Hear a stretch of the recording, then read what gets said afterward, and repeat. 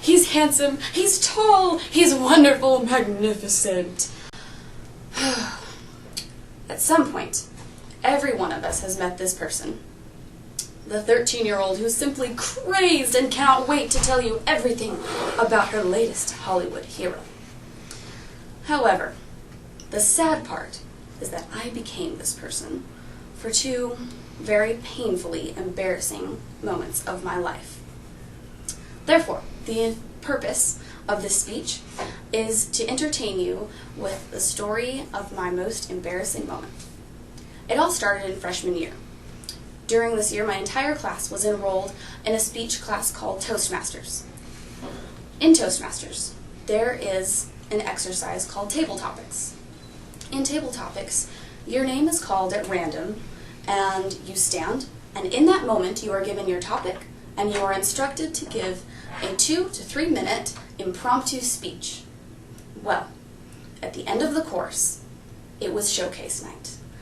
Every parent and every parent's friend had been invited. So I'm sitting in the audience, and all of a sudden, my name is called to do table topics. So the master says, MeaganCosta, and I stand. And he says, what is your opinion of Matt Damon? And I was thrilled. I thought, in a split second, I will be the most witty and entertaining and funny person that this audience has ever heard. Every single one of them will walk away loving me. That is not what happened in the next 2 minutes. The next 2 minutes was completely filled with me unleashing Matt Damon mania on an audience who, one, for the most part, had no clue who this man was, and two, could care less what I thought of him. Sadly, I was completely ignorant of this, and my 14-year-old self was at its fullest, and I just continued talking, continued praising, and wouldn't stop. So, at the end of 2.5 minutes, this poor audience was only aware of 2 things. 1, there was someone on Earth named Matt Damon, most definitely, and 2, this young girl was completely obsessed and had no filter on her opinion. So, as I sat back down, I still was not very aware of what I had inflicted on these poor people. But the next few days, everyone knew who Matt Damon was, and it was not to my credit. I had just got done completely praising him beyond the sky.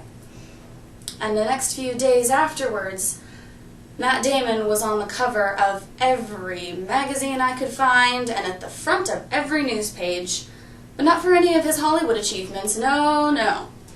Matt Damon was famous now for his toilet strike. That's right. Matt Damon was now completely refusing to use a toilet because he wanted to raise awareness for clean water. I understand that's a very noble cause, but it was a bit extreme and very wounding to my pride to see the man who I praised beyond anyone else in front of more people than ever, now completely famous for not using a toilet until a certain number of sponsors made themselves available to his new foundation.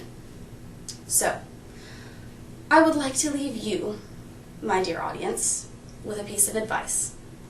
No matter how wonderful you think someone is, and no matter how wonderful they may be, you never know what it might lead to when you let a room of 75 plus people know everything on your mind concerning that person.